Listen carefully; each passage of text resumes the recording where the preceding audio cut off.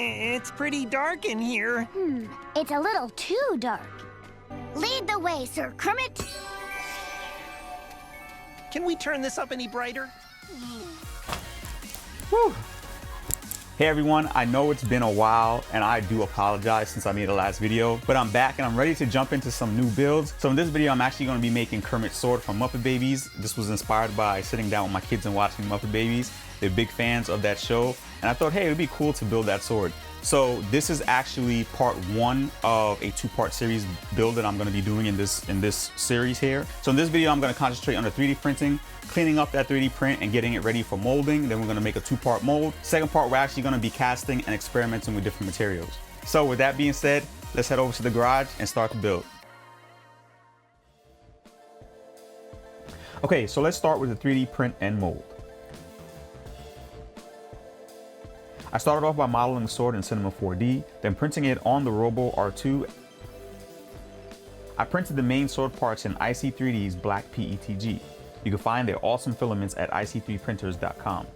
In addition, I printed the smaller parts of the sword on the Peopoly Moai from MatterHackers. The parts were printed in black and clear UV resin, which you can pick up at MatterHackers.com. Okay, so it's time to start the sanding process. I started out with 100 grit sanding paper and gradually moved up to 220.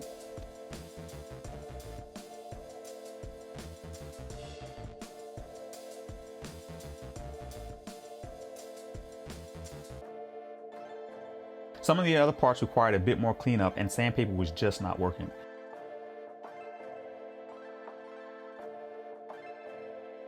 So I opted to use a rasp to help knock back the really rough areas until it was smooth enough to use sandpaper again.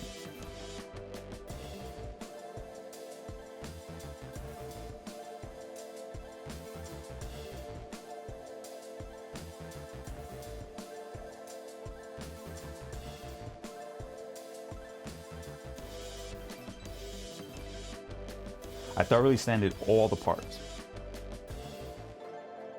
Once all the parts were sanded, it was time to spray on some primer.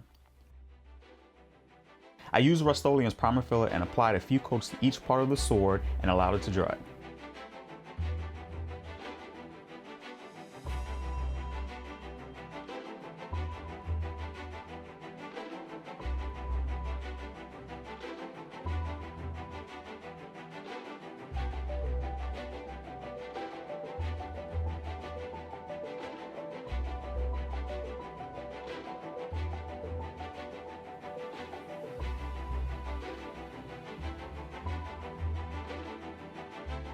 I decided to polish the surface of the prints before I started the molding process. So once the primer was dry, I took the parts to my buffer and polished the guard and handle.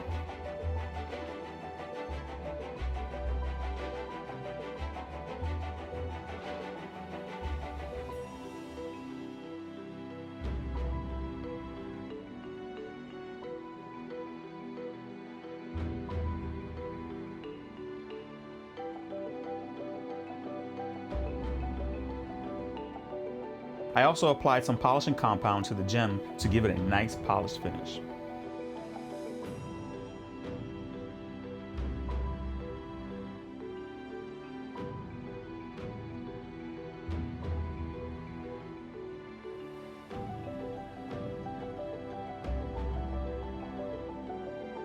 I wanted to cast the handle and guard in one piece.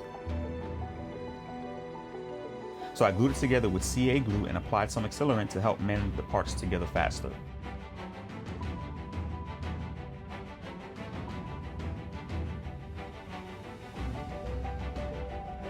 Alright, it's time to make our two-part mold.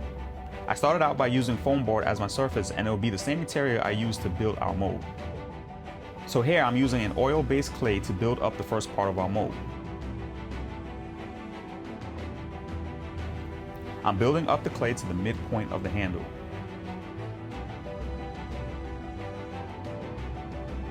Once the clay was to the halfway mark, I smoothed out the surface and took the back of one of my sculpting tools and used it to make registration holes in the clay.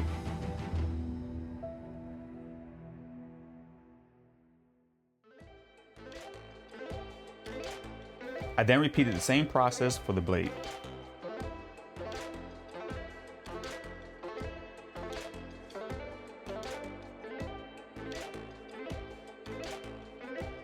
I also use my sculpting tool to make sure to seal up any gaps between the clay and the blade.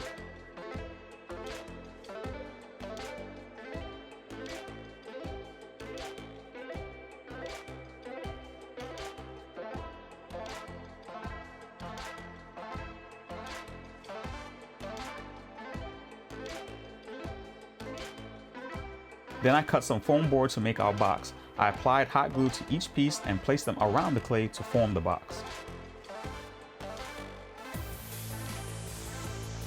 Alright, now it's time to mix up some silicone. For this, I'm using Mold Star 30.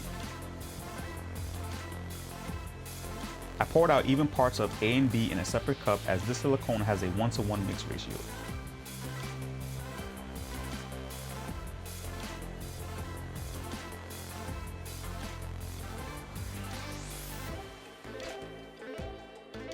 I then mixed both parts into one cup and used a mixing stick to mix thoroughly, being careful to scrape the sides until I had a consistent and even color.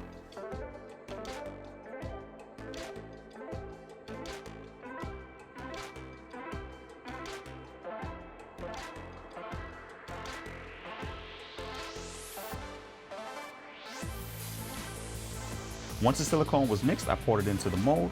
To ensure that I did not introduce air bubbles into the silicone, I poured the silicone in at the lowest part of the mold.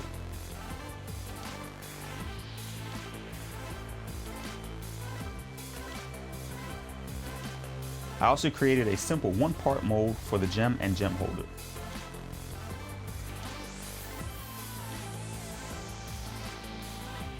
I then allowed the mold to cure overnight.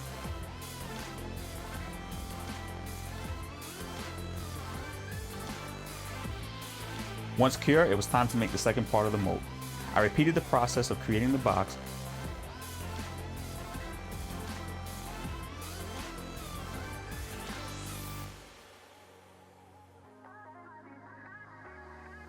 This time, I thoroughly sprayed the mold with mold release to ensure that the second part of the mold that's poured in does not adhere to the bottom part of the mold. I mixed up some more silicone and poured the second half.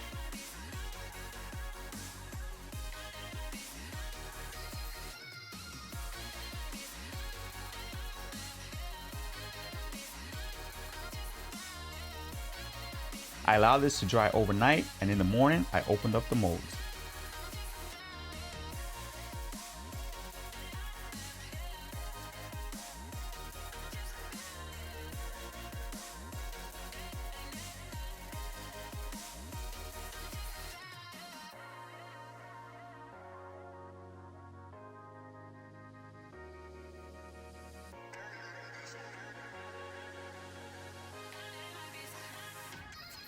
I'm very happy with how this turned out, considering that this was my first two-part mold of this size. So I'm really happy with how this came out. This wasn't my first two-part mold, but this is the first two-part mold that I've made of that size. The other two-part molds that I've made have been just smaller things. So I'm really happy with how this came out, considering that it was that big. So I know I haven't been up here in a while, so I want to give a big shout out and thank you to all my Patreons. I thank you for supporting me even in my time of absence, but I am back. So I thank you guys so much. I thank you for all the new subscribers. So I want to welcome you all to the page, and thank you so much for everybody that's been here and stuck by me and has been waiting. I do have a bunch of content planned out, so you should see those videos start rolling out. So I want to take some time to shout out IC3D. I've been using their filament for a while now and I absolutely love it. Their PETG, their PLA. I use their filaments for all my builds. So if you have a chance or you have a moment and you're looking to use some great PLA or some PETG or just looking for filament in general, head over to IC3DPrinters.com and pick up some filament from them. Also, I want to give a big shout out to MatterHackers. That's where I picked up my Peopoly Moai from. So if you want to pick up one, I do have a link in the description. It is an affiliate link. It does help out the channel. If you want to keep up to date with the things that I'm doing and the things that I'm creating, you can follow me on Instagram at TheBrokenNerd83, or you can follow me on Twitter at TheBrokenNerd83. So stay tuned for part 2 of the video, which should be out very soon. We're going to be casting up the swords, painting them, and getting a nice finish on them. So I'm really excited about that. So until the next video, guys, peace and love. God bless.